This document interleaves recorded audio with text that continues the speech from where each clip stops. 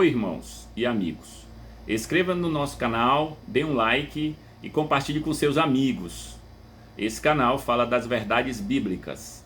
Estamos entrando na terceira parte sobre a ira de Deus, o versículo 18. A ira de Deus se revela do céu contra toda impiedade e perversão dos homens que detêm a verdade pela injustiça. Falamos no primeiro sobre o relacionamento com Deus, que é necessário. Falamos sobre o que pensam as pessoas sobre a ira de Deus. Dividimos em três partes, né? Os que não creem em Deus, os liberais teológicos e também os evangélicos. E hoje nós vamos falar outra parte, a terceira parte, sobre a doutrina da ira de Deus no Novo Testamento, mas falando apenas na carta de Romanos e nas cartas de Paulo, só para a gente ter ideia sobre isso, como Paulo trata disso. E seja o que for que os homens façam ou digam, o nosso dever, meu irmão, meu amigo, é pregar a verdade, sendo que o Espírito Santo vai aplicá-la. Então, permita-me provar sobre a ira de Deus aqui em Romanos e nas epístolas de Paulo.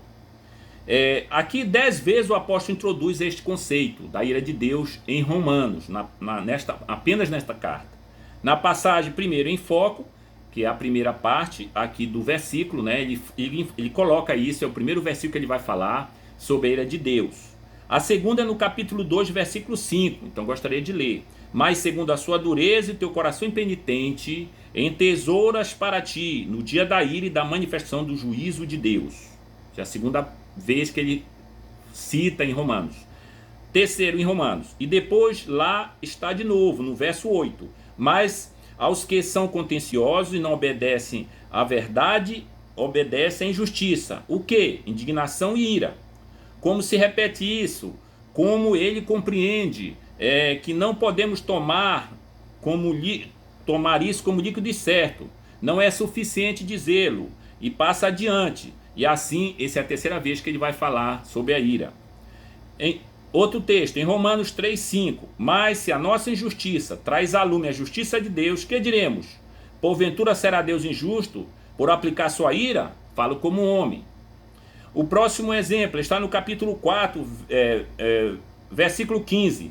Porque a lei opera a ira, porque onde não há lei, também não há transgressão. A subsequente vez em que a palavra aparece é no capítulo 5, verso 9. Paulo vinha dizendo no versículo 8, Deus prova o seu amor para conosco, em que Cristo morreu por nós, sendo nós ainda pecadores. E então no versículo 9 ele diz, logo muito mais agora, sendo justificados pelo seu sangue, seremos por ele salvos da ira. O mesmo pensamento, depois você pode ver no capítulo 9, verso 22. E que direis? Indaga ele. Se Deus, querendo mostrar sua ira e dar a conhecer o seu poder, suportou com muita paciência os vasos da ira, preparados para a perdição? Que poderia ser mais claro aqui? Outro versículo, Romanos 12, 19. Não vos vingueis a vós mesmos, amados, mas dai lugar à ira, porque está escrito, a mim pertence a vingança, eu é que retribuirei, diz o Senhor.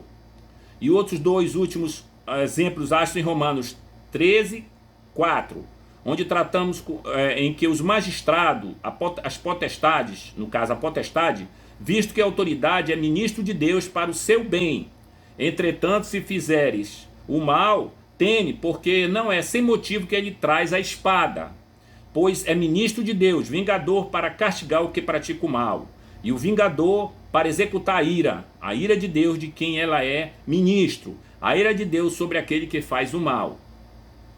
E então, derradeiro exemplo aqui, nós temos Romanos 13, 5. É necessário que eles estejais sujeitos, não somente por causa do temor da punição, mas também por dever de consciência.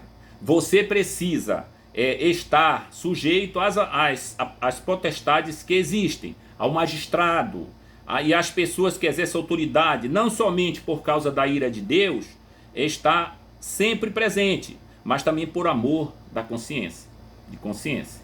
Então, aqui nós temos 10 vezes a Paulo repetindo sobre a ira de Deus. E o conceito da ira de Deus, noutras epístolas de Paulo, não se limita à epístola de Romanos.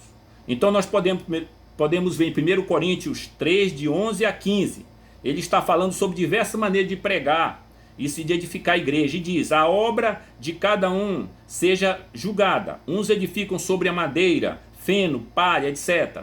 Outros sobre metais preciosos. Que se dirá disso? O dia o declarará, e a obra de cada um será provada pelo fogo. O dia do juízo o declarará. Exatamente a mesma ideia da ira de Deus. Certamente você recorda também, amigos e irmãos, que ele fala sobre a ceia, em 1 Coríntios 11.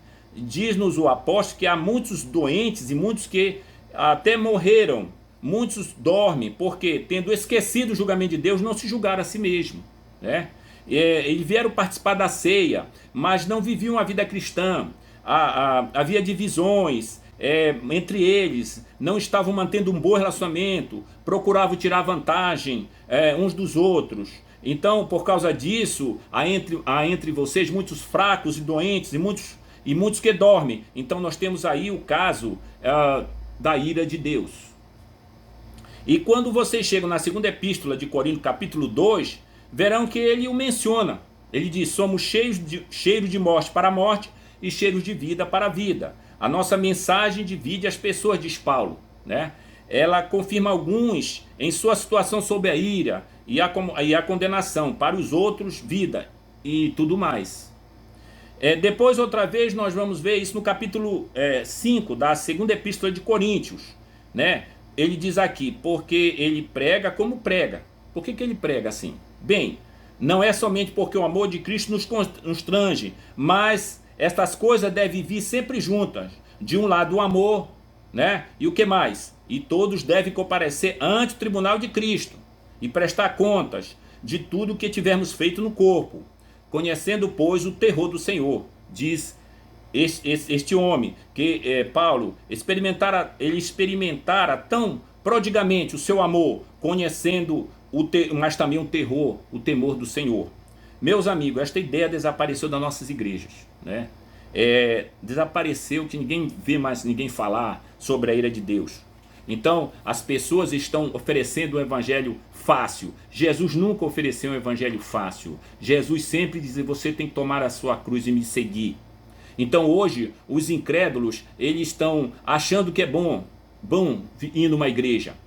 Então nós devemos ser alegres, joviais, nós podemos dizer: venham juntar-nos a nós, vocês vão gozar bons momentos, vamos contar umas piadas para pôr as pessoas à vontade, venham, né? Então sempre a ideia qual é? Não se falar sério sobre esse assunto para as pessoas, né? Mas o terror do Senhor, exclama Paulo, saber que nós estaremos diante do tribunal. Não seria verdade que temos nos afastado demais disso, irmãos? Que nós não temos mais falado sobre a ira de Deus, de que Deus vai tratar você, se você não se arrepender dos seus pecados? Se você não considerar o Senhor, se você não tiver um relacionamento com Ele, Ele vai tratar. Então, vamos adiante, vamos à epístola de Efésios 2, 3. E nós vemos o seguinte: entre os quais todos nós também andamos outrora nos desejos da nossa carne, fazendo a vontade da carne e dos pensamentos, e éramos por natureza filhos da ira, como também os demais.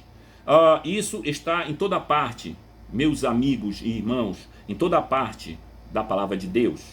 E este homem não pode falar do evangelho sem começar com isso. Aqui em Colossenses 3, 6 fala assim: por estas coisas vem a ira de Deus sobre os filhos da desobediência. Vocês, irmãos, já leram em 1 Tessalonicenses capítulo 5? O dia do Senhor virá como ladrão de noite. Estejam preparados, diz ele. Vocês não sabem quando virá. E ele diz isso a crentes e a incrédulos. Temos também o capítulo 1 da segunda epístola de Tessalonicenses. Quando se manifestar o Senhor Jesus desde o céu, com os anjos do seu poder, como labareda de fogo, tomando vingança dos que não conhecem a Deus e dos que não obedecem ao evangelho de nosso Senhor Jesus Cristo. E se lembram ainda, irmãos, de Tessalonicenses, em sua primeira epístola, que ele diz: todos sabem de vocês, porque eles mesmos anunciam de nós qual é a entrada que tivemos para convosco, e como dos ídolos vos converteste a Deus para servir ao Deus vivo e verdadeiro e esperar dos céus o seu Filho, a quem ressuscitou dos mortos, a saber, Jesus. Que diz ele sobre Jesus? Foi que ele fez, que nos livrará da ira vindoura, como diz em Tessalonicenses. Como vocês veem, irmãos e amigos, este homem ele não pode se afastar dessa mensagem. Ele tem que falar da ira de Deus, porque a Bíblia diz que a ira de Deus se revela do céu contra toda impiedade e perversão dos homens que detêm a verdade pela injustiça. Então nós temos que falar da ira de Deus, nós temos que nos relacionar com Deus, nós temos que saber que Deus vai cobrar sim. E a Bíblia está cheia disso. Então, busque a Deus, considere o Senhor, se relacione com Ele, peça a misericórdia dEle. Amém. Curta meu canal no YouTube. Eu conto com você.